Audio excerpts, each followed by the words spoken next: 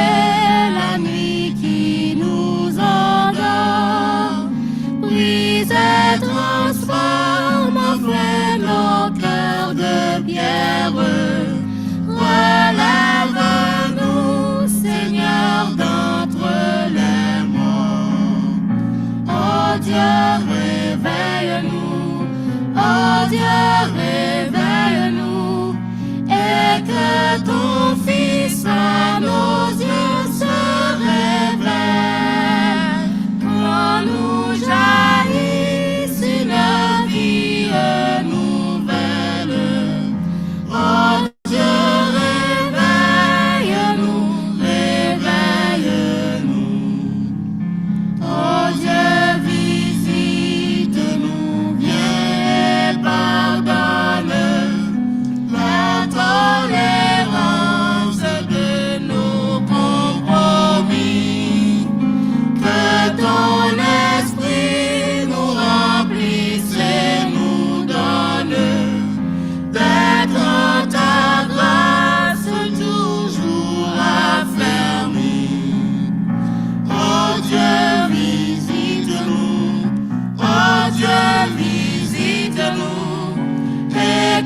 ton Fils à nos yeux se révèle. Quand nous jaillisse une vie nouvelle, oh Dieu, visite-nous, visite-nous.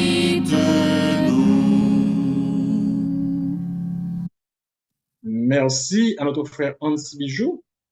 Nous avons besoin que Dieu nous relève, car notre pays vit des jours vraiment difficiles. Nous allons à présent lire la parole de Dieu que nous trouvons en Matthieu 27 et nous lirons du verset 54 jusqu'au verset 66. Matthieu 27, verset 54 à 66. Je vais vous faire la lecture. Matthieu 27, 54 à 66.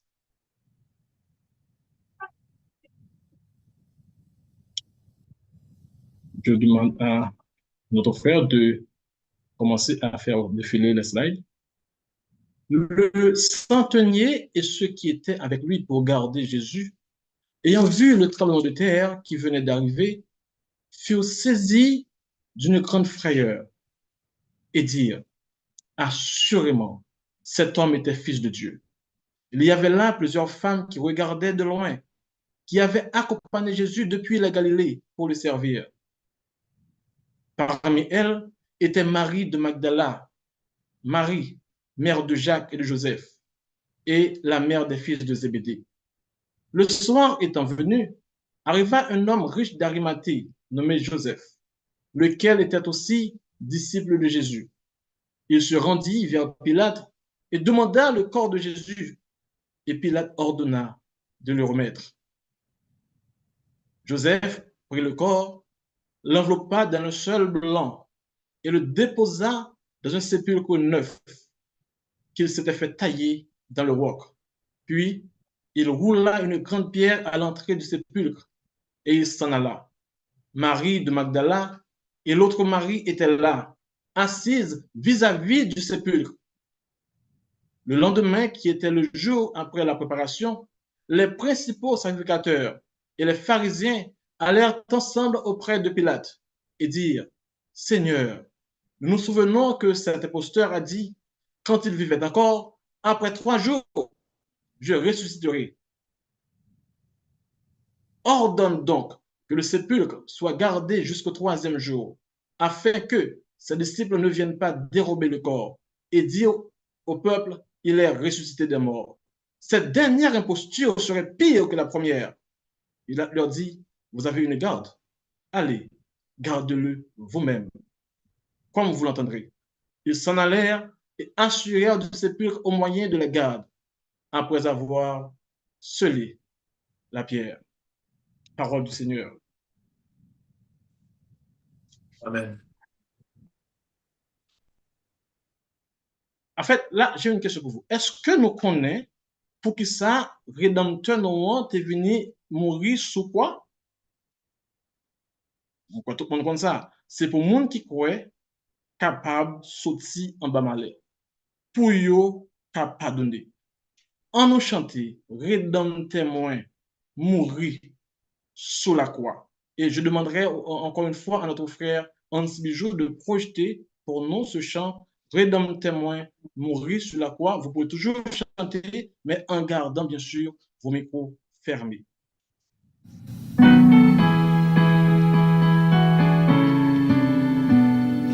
Rédempteur mourir sous la croix pour moun capable vivre qui recevoir. Li vin racheter tout moun nan péché. Si nous croyons nous pas condamné, les bon Dieu ouais on péché, les bon Dieu ouais on péché, tout couvrir avec péché, mettre la foi dans Jésus lui pardonner. Méchant sous la terre, que ou metti tant couillon bout de fer. Si ou vin joindre Jésus pour sauver, tout ciel la content ou délivrer. bon Dieu, ouais, on pécheur. Les bon Dieu, ouais, on pécheur. Tout couvri avec péché. Mettre la foi dans Jésus, lui pardonner. Bon Dieu, bon lit, bon nous, petite lit. Pardonne-nous, que la vie repentit. Parce que colère, bon Dieu, c'est différent. Courir, vine, sortir en bas malheur. Les bon Dieu, voyons pécheur. Les bon Dieu, voyons pécheur. Tout couvrir avec péché. Mettre la foi dans Jésus, lui pardonner. Vie ou doit porter pour Jésus-Christ. Sans va laver, roi de l'esprit. Vini, vini, temps à passer. Si ou misez toi, ça ou va faire. Les bon Dieu, ouais, on pécheur. Les bon Dieu, ouais, on pécheur. Tout couvri avec péché. Mettre la foi dans Jésus, lui pardonner. Amen. Amen. Pasteur Harry Télésma pour la prière d'intercession. Pasteur Prions le Télésma. Seigneur. Prions le Seigneur. Notre Père céleste, nous sommes reconnaissants envers toi. Merci Seigneur pour cette semaine spéciale au cours de laquelle nous célébrons la mort et la résurrection de notre Seigneur Jésus-Christ. Seigneur, merci pour ce cadeau si précieux que tu nous as donné à travers Jésus. Grâce à son sacrifice, nos péchés sont pardonnés. Nous pouvons avoir une relation personnelle avec toi. Merci Seigneur, parce que nous ne sommes pas de ceux qui n'ont pas d'espérance, mais grâce au sacrifice de notre Seigneur Jésus-Christ, nous pouvons vivre avec espoir. Nous pouvons nous réjouir même au sein des épreuves, au sein des difficultés. Notre Dieu, nous voulons te remercier pour cette troisième soirée de conférence. Tu as été avec nous du début jusqu'à aujourd'hui. Merci pour les messages que nous avons écoutés. Et tu nous as encouragés, Seigneur, à travers ces messages. Tu nous as montré la puissance du pardon. Tu nous as montré comment nous devons prendre le temps de prier pour ceux qui nous offensent. Seigneur, nous sommes conscients que ce n'est pas facile pour nous à cause de la nature pécheresse que nous avons en nous. Nous te demandons au nom de Jésus-Christ de nous aider à être remplis de ton Saint-Esprit pour que nous soyons en mesure de nous pardonner les uns aux autres quand il y a offense parmi nous. Aide-nous à suivre l'exemple de Jésus qui était sur la croix pendant qu'on se moquait de lui, pendant qu'on le crucifiait. Mais il avait crié, « Père, pardonne-leur, car ils ne savent pas ce qu'ils font. » Aide-nous, Seigneur, à suivre son exemple. Aide-nous à être comme lui. Seigneur, nous savons également que le refus de pardonner peut causer beaucoup de tort, non seulement à nos relations en tant que frères et sœurs, mais aussi ça cause beaucoup de tort à notre pays. Nous pensons à Haïti qui est en train de souffrir, mais l'une des raisons pour lesquelles notre pays se trouve dans cet état, c'est parce que les Haïtiens refusent de se pardonner. Seigneur, aide-nous à être porteurs de ce discours de pardon, nous qui sommes tes enfants. C'est à nous de montrer aux autres comment ils doivent se pardonner. Mais permets, Seigneur, que cette mentalité soit évidente dans notre vie, dans notre façon de nous comporter, dans notre façon de nous traiter les uns les autres en tant qu'Église. Seigneur, nous nous apprêtons à écouter un autre message sur ce thème. S'il te plaît, aide-nous à n'être pas des auditeurs oublieux, mais permets, Seigneur, que nous soyons prêts à recevoir ce message et à l'appliquer dans notre vie pour que nous soyons semblables à ton Fils Jésus-Christ. C'est en son nom que nous t'adressons cette prière, lui qui vit et qui règne au siècle des siècles. Amen. Amen. Pasteur Jean-Maxime Pierre pour les annonces et Pasteur Pierre va également en profiter pour présenter le prédicateur de ce soir. Pasteur Pierre. Frères et sœurs, bonsoir. Je suis heureux de pouvoir vous retrouver une fois de plus cet après-midi. C'est notre 3e après-midi de conférence et le Seigneur a toujours été avec nous. Il nous a bénis d'une manière toute spéciale au cours des 2 premières soirées et nous croyons qu'il le fera également aujourd'hui.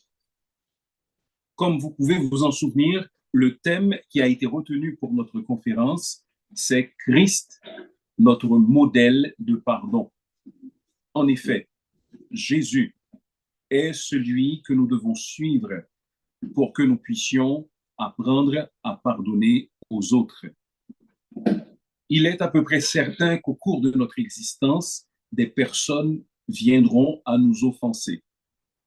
Il est également certain qu'au cours de notre existence, nous en viendrons à offenser d'autres personnes. Alors, pour que nous apprenions à vivre ensemble, et particulièrement entre croyants, nous avons besoin de nous pardonner les uns aux autres, comme Jésus-Christ avait pardonné à ses bourreaux, comme il avait pardonné à ses disciples, comme il avait pardonné à ses persécuteurs. Nous devons être animés de ce même sentiment de passer l'éponge, d'oublier, parce que le Seigneur Jésus-Christ est notre grand et notre modèle ultime de pardon. Donc j'espère que vous allez retenir cela de cette conférence et que vous allez tâcher d'en faire un des principes fondamentaux de votre existence. Nous tenons à accueillir chacun de vous ici présent cet après-midi. Nous vous souhaitons la bienvenue. Et si vous nous suivez sur YouTube, je vous demande de prendre quelques instants et d'écrire sur le clavardage, de dire un petit bonjour ou un petit mot pour que l'on sache que vous êtes là et que vous êtes en train de participer avec nous. C'est bon de savoir qui vous êtes, c'est bon de savoir que vous êtes là, parce que même lorsque nous sommes à distance, si nous savons que nous sommes plusieurs, alors ça nous encourage et cela nous réchauffe quand même. Donc faites signe. Demain, c'est le dimanche de Pâques. C'est un jour spécial pour nous en tant que croyants. C'est le jour où nous célébrons la résurrection de notre Seigneur. Et j'espère que vous vous préparez à célébrer cette occasion d'une manière vraiment grandiose, parce que Jésus-Christ est sorti des liens de la mort, Dieu l'a ressuscité, et il est ressuscité pour que nous également, nous ayons l'espoir de la résurrection et de la vie éternelle. Et à cette enseigne, le Seigneur Jésus-Christ est vraiment digne de notre adoration. Dieu est digne de nos louanges. Donc, réunissons-nous demain au temple pour que nous puissions célébrer le Seigneur et l'exalter pour la résurrection de son Fils, notre Seigneur Jésus. L'horaire sera le même que d'habitude. Cela veut dire que l'école du dimanche se réunira à 8 heures et que le culte débutera à 9 heures du matin. Tâchez d'être présent avant l'heure. Un programme spécial sera préparé pour les enfants dès 8h55. Donc, les enfants jusqu'à l'âge de 10 ans, ils pourront aller directement au centre d'activité demain, si vous arrivez autour de 9h ou un peu avant, parce qu'un programme est déjà préparé à leur intention. Un programme est conçu pour eux. Donc, vous pouvez directement les amener au centre d'activité. Ils n'auront pas besoin de participer au service qui se fait à l'église, au temple, parce qu'un programme leur est déjà préparé en ce sens. Souvenons-nous également que demain, nous avons un rendez-vous important. C'est un rendez-vous pour apporter notre contribution en vue d'aider nos frères et sœurs haïtiens qui sont en difficulté. Comme vous le savez, beaucoup de personnes ont été déplacées au cours des derniers mois à cause de la situation tragique que vit notre pays. Eh bien, nous allons recueillir une offrande spéciale, comme nous le faisons déjà depuis plusieurs années. Cette offrande ne sera pas destinée à l'Assemblée Shalom, mais l'offrande dans son intégralité sera acheminée à un groupe de déplacés. Donc, des gens qui dorment à la belle étoile, des gens qui n'ont pas de quoi se préparer à manger, qui n'ont pas de quoi se vêtir, etc. Vous comprenez la situation, n'est-ce pas? Je sais que la situation n'est pas facile pour nous. Cependant, il y a certainement des gens pour qui la situation est encore plus difficile.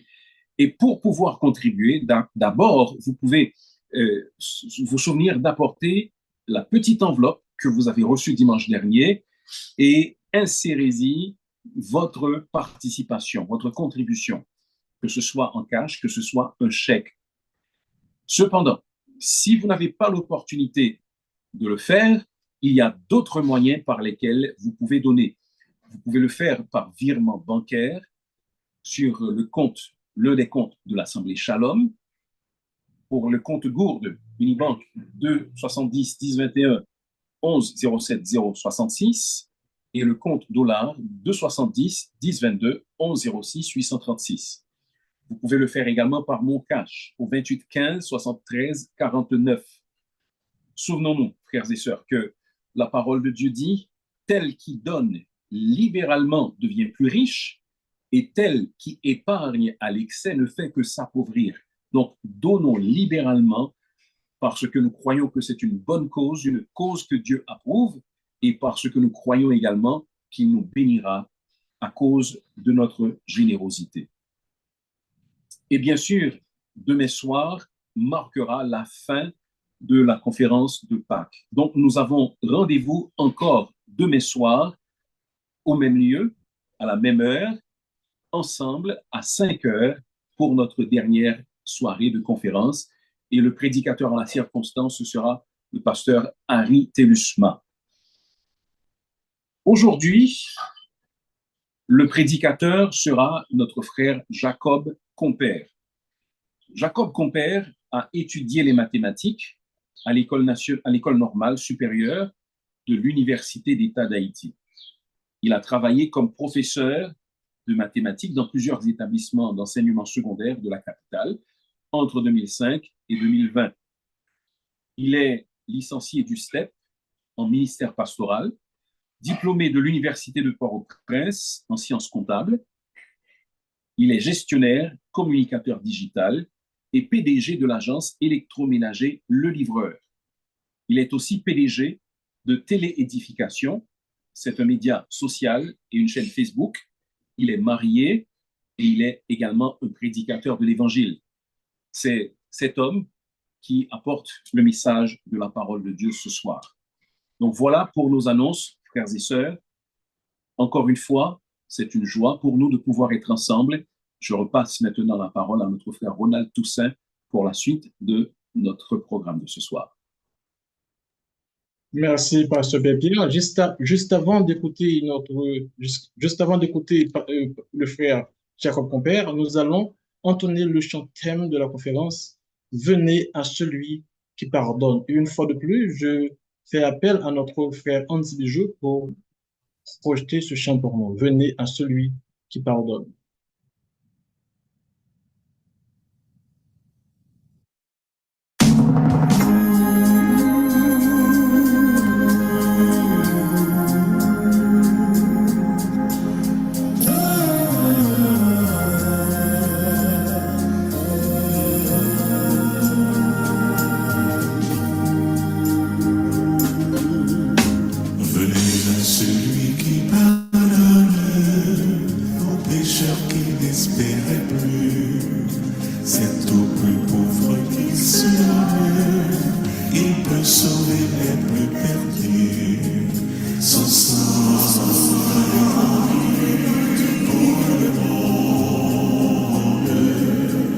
Je serai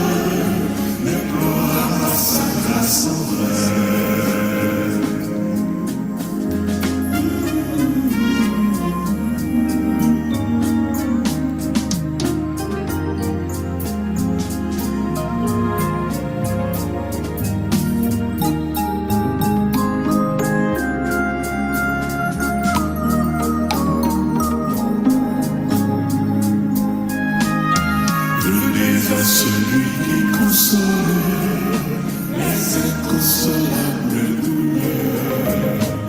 Venez apprendre à son école la vie de sécher les pleurs. Comme il a répandu les larmes, il pleure aussi les désirs.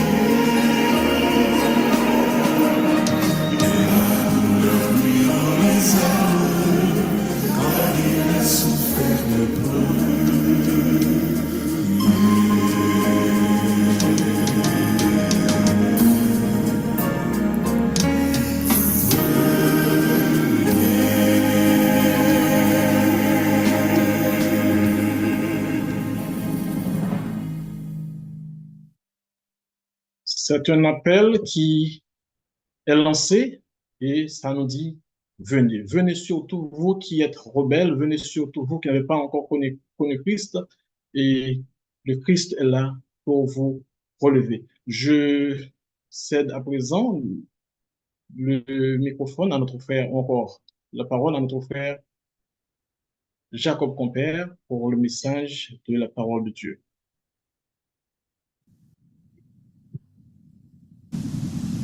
Chers frères et sœurs de l'Assemblée Shalom, bonsoir. Que la grâce et la paix de Dieu soient avec vous tous. Nous disons à Dieu toute notre joie et notre reconnaissance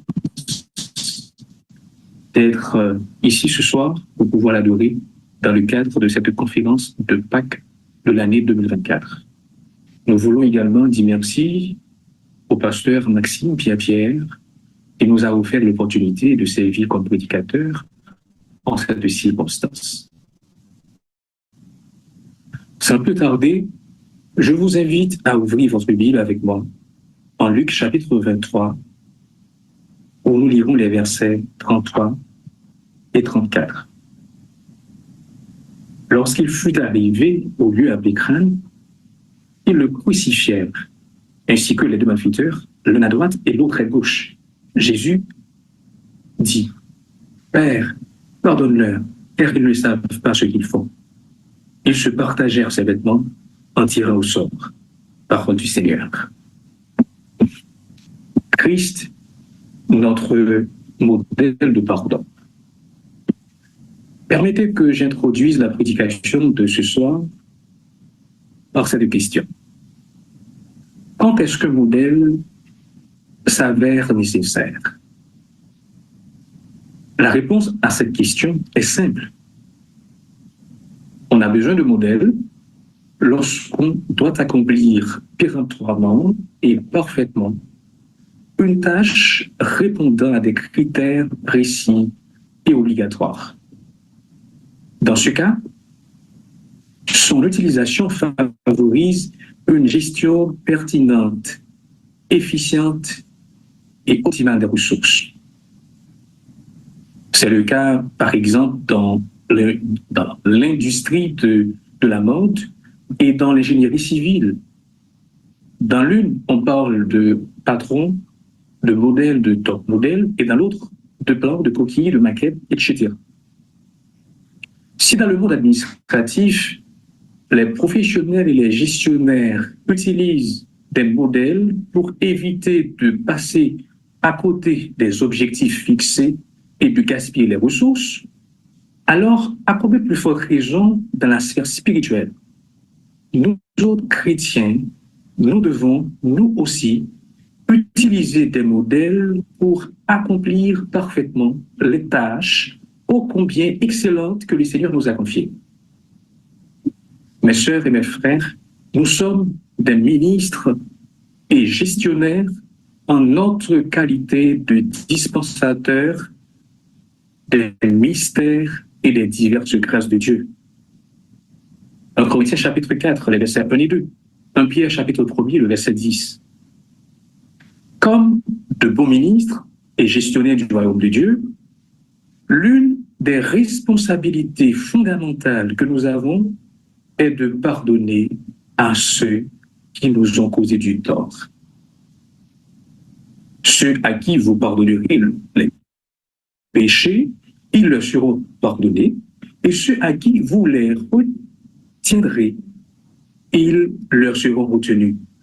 Nous dit Jean chapitre 20, le verset 23. Pardonner est pour nous les croyants une attribution fondamentale à laquelle Dieu accorde une très grande importance et sollicitude. C'est une tâche impérative, incontournable. Elle est indispensable à la jouissance de la plénitude de la miséricorde de Dieu, à l'exaucement de nos prières, et son défaut est passible de sanctions divines. Ne devais-tu pas toi aussi avoir pitié de ton compagnon, comme j'ai eu pitié de toi? Et son maître, irrité, le livra au bourreau, jusqu'à ce qu'il eût payé tout ce qu'il devait. C'est ainsi que mon Père céleste vous traitera si chacun de vous ne pardonne à son frère de tout son cœur. Matthieu 18, les versets 33 et 35. Si vous pardonnez aux hommes leurs offenses, votre Père céleste vous pardonnera aussi. Mais si vous ne pardonnez pas aux hommes, votre Père ne vous pardonnera pas non plus vos offenses. Matthieu 6, les versets 14 et 15. Nous sommes donc, mes frères et sœurs, nous pouvons nous rendre à l'évidence que pardonner n'est pas une option. C'est une obligation qui doit être acquittée avec sérieux.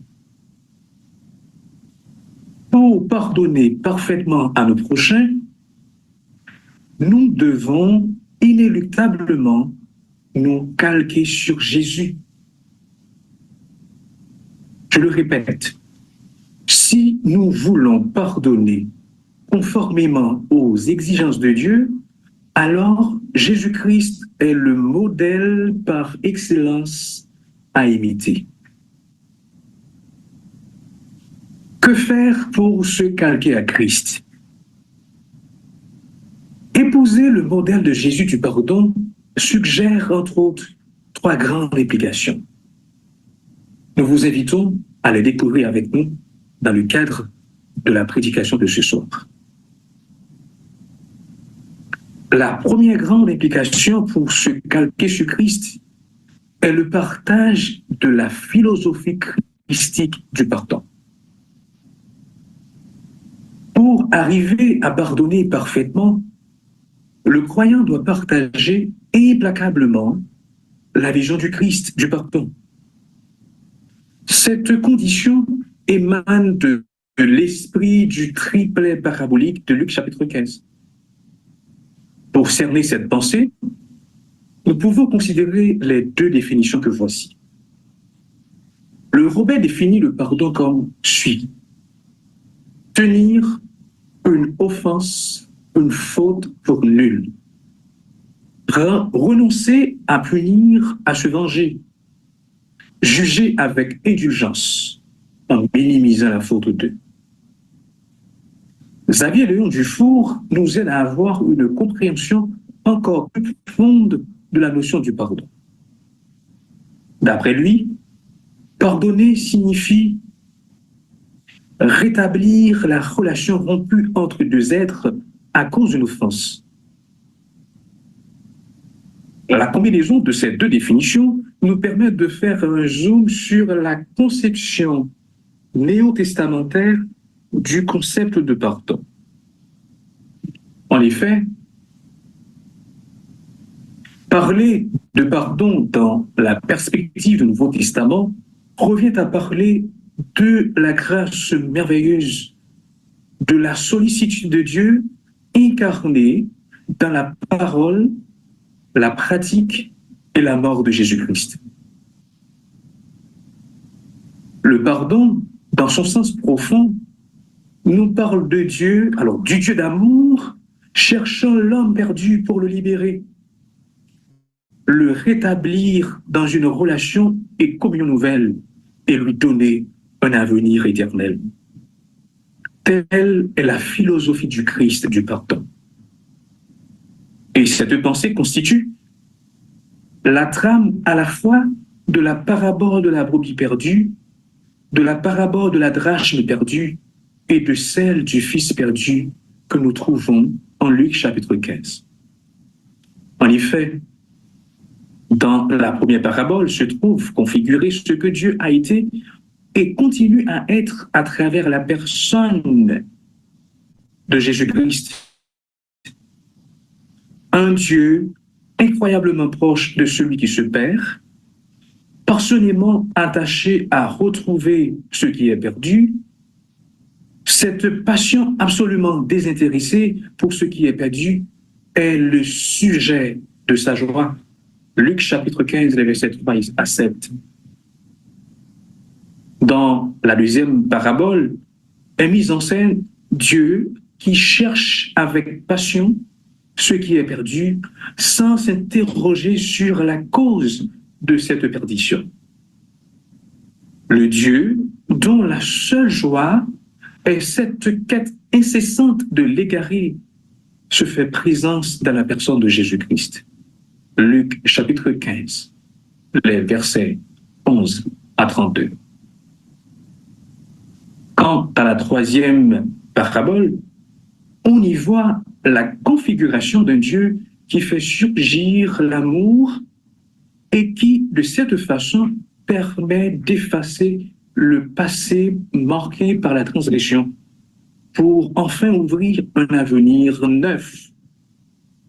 En somme, partager la philosophie christique du pardon revient à considérer l'offenseur ou le transgresseur comme quelqu'un qui s'égare et qui se perd, mais qui doit être trouvé et gagné. C'est le chercher passionnément, incessamment et joyeusement pour lui témoigner de l'amour, effacer sa transgression, le rétablir dans une relation nouvelle et lui donner un nouvel avenir, et ce, peu importe les causes et les conséquences de sa transgression. Chères sœurs, chers frères, êtes-vous prêts à partager une telle philosophie? Nous devons savoir que c'est ici que commence notre devoir si nous voulons réellement nous calquer sur Christ. Pour pardonner comme Jésus, nous devons non seulement partager sa vision du pardon, mais également faire nôtre sa mission de réconciliation. Telle est la deuxième grande implication. L'appropriation de la mission de réconciliation de Jésus-Christ. Luc chapitre 19, le verset 10 et Colossiens chapitre 1er, le verset 9. En Luc 19, nous lisons au verset 10 « Car le Fils de l'homme est venu chercher et sauver ceux qui étaient perdus. » Et en Colossiens 1er, verset 19, il est écrit « Car Dieu a voulu que toute plénitude habitât en lui. Il a voulu par lui réconcilier tout avec lui-même, tant ce qui est sur la terre que ce qui est dans les cieux, en faisant la paix par lui, par le sang de sa croix. » Le passage de Luc chapitre 19, le verset 10, expose clairement la mission de Jésus. Sauver ceux qui est perdu. C'est-à-dire sauver le pécheur, le transgresseur et l'offenseur de Dieu. D'après Colossiens chapitre 1er, le verset 19, ce salut consiste en la réconciliation de l'offenseur avec Dieu et est rendu possible par le pardon inconditionnel, indispensable, fondateur et transformateur de Dieu accordé aux pécheurs.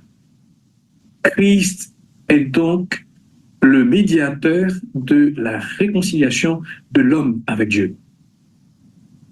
Il était conscient de cette mission, a fait d'elle sa principale préoccupation et l'a accomplie avec fidélité et perfection. Chers bien-aimés, chers frères et sœurs, nous approprier de la mission de Christ, c'est être conscient de l'obligation d'aller à la recherche de nos transgresseurs pour les gagner, les libérer, les rétablir dans une relation nouvelle. Cela doit constituer notre principale préoccupation et nous devons l'accomplir avec soin. Alors, reconnaissons que nous approprier de la mission de Christ n'est pas pour nous une option. C'est une nécessité inhérente à notre statut de ministre et d'ambassadeur du royaume de Dieu. Car nous sommes aussi les agents de réconciliation de l'homme avec Dieu. En effet, avant son ascension, le Christ a transféré à ses disciples sa mission de réconciliation, selon ce que nous lisons en Jean chapitre 20, le verset 22.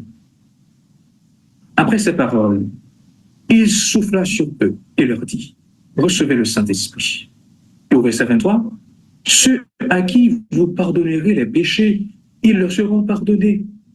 Et ceux à qui vous les retiendrez, ils leur seront retenus. » Alors, efforçons-nous donc de nous acquitter parfaitement de cette mission à l'instar du Christ. Mes bien-aimés frères et sœurs, pour pardonner parfaitement, le croyant doit partager la vision divine du pardon et s'approprier de la mission de réconciliation de Jésus. Mais ce n'est pas tout. Pour nous calquer sur Christ, nous devons être également l'incarnation du pardon fondateur et transformateur de Dieu. Jean, chapitre 1er, le verset 29.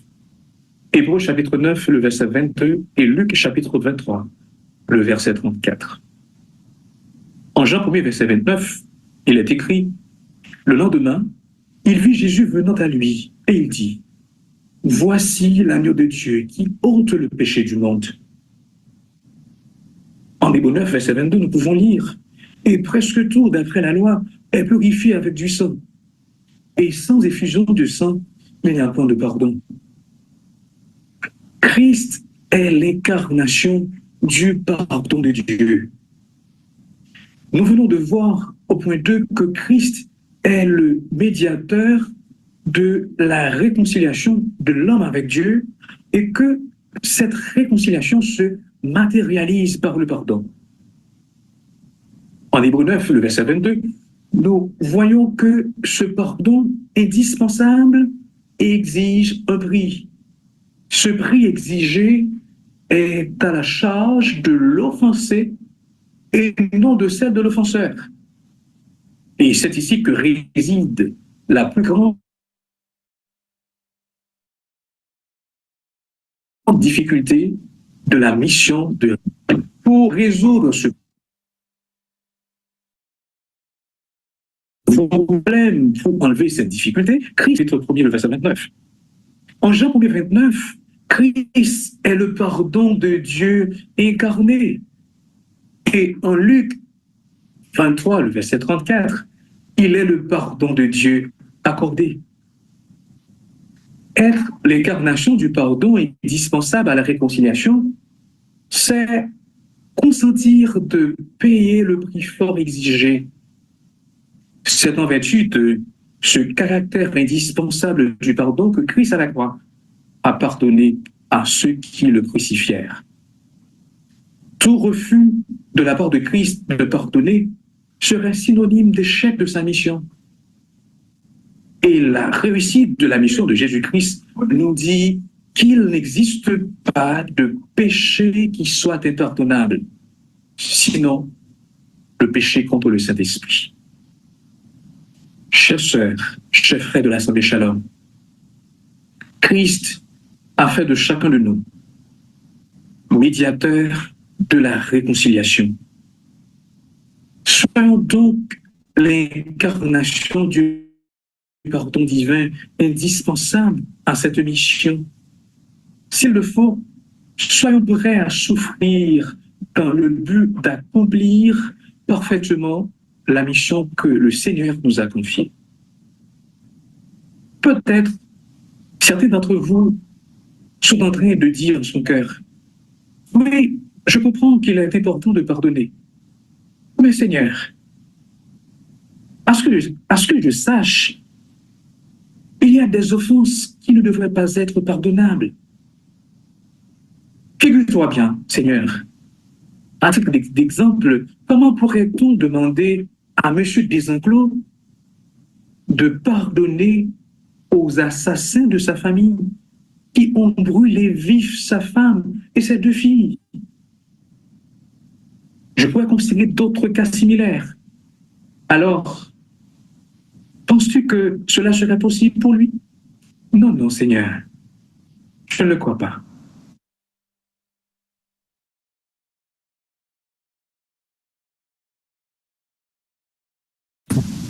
Mes frères, mes sœurs, ne nous permettra jamais d'accomplir.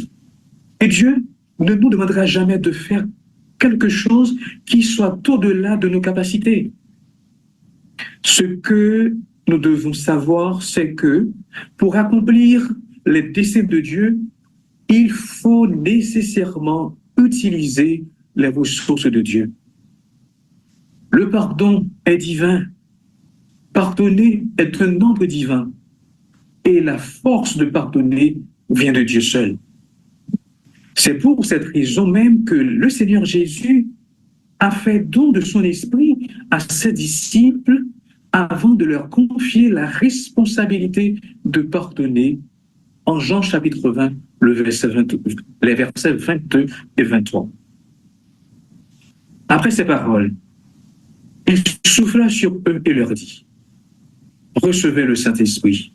Ceux à qui vous pardonnerez les péchés, ils leur seront pardonnés. Et ceux à qui vous les retiendrez, ils leur seront retenus. » En Dieu, nous trouvons la force de pardonner à nos offenseurs, à nos transgresseurs, à nos bourreaux, peu importe la gravité de leurs offenses. Pardonner, mes frères et sœurs, nous libère. Pardonner libère le coupable. Pardonner facilite la mission de Dieu. Et à l'opposé, le refus de pardonner nous rend prisonniers, nous prive du pardon de Dieu et nous empêche de jouir de la plénitude de son amour. Somme toute, chers bien-aimés, pardonner est essentiel à notre mission de réconciliation à laquelle Dieu accorde une importance capitale et témoigne une profonde sollicitude.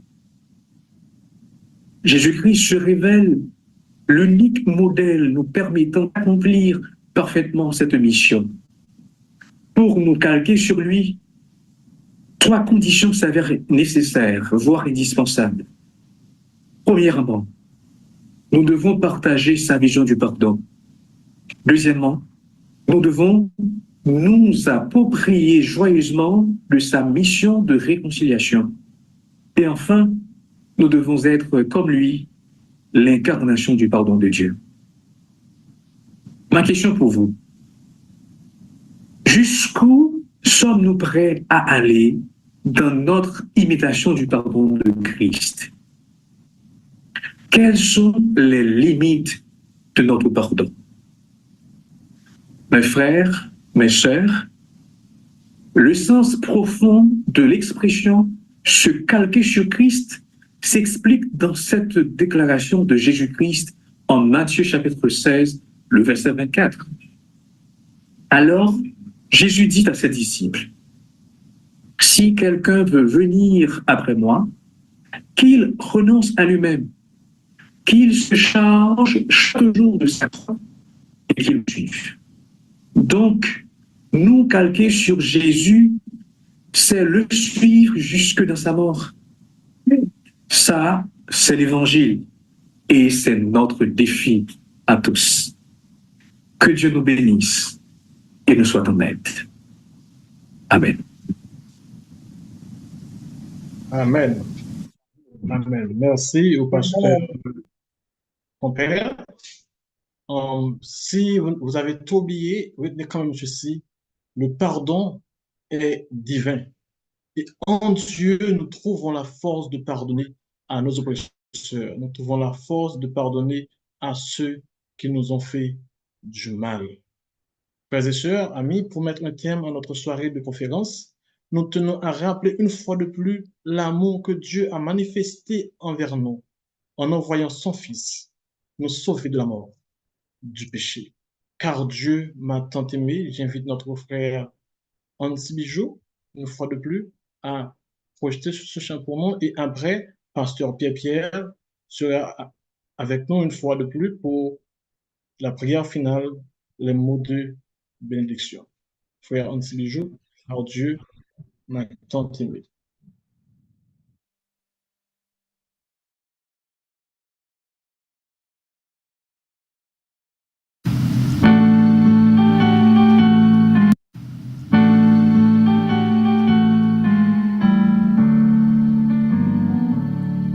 Car Dieu m'a tant aimé qu'il a pour moi donné son Fils pour me sauver de la mort du péché. Maintenant quel bonheur, Jésus est mon sauveur. Gloire à mon libérateur. Gardé par son amour, je vis de jour en jour, joyeux, chantant toujours, attendant son retour. Maintenant quel bonheur, Jésus vit dans mon cœur. Gloire à mon puissant Seigneur.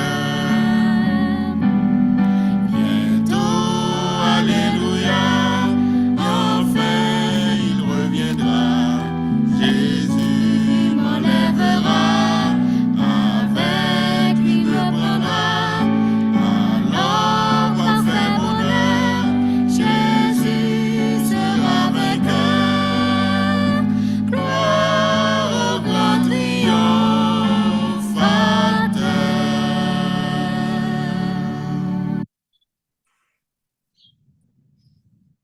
Nous disons merci au Seigneur pour le message de sa parole que nous avons entendu ce soir.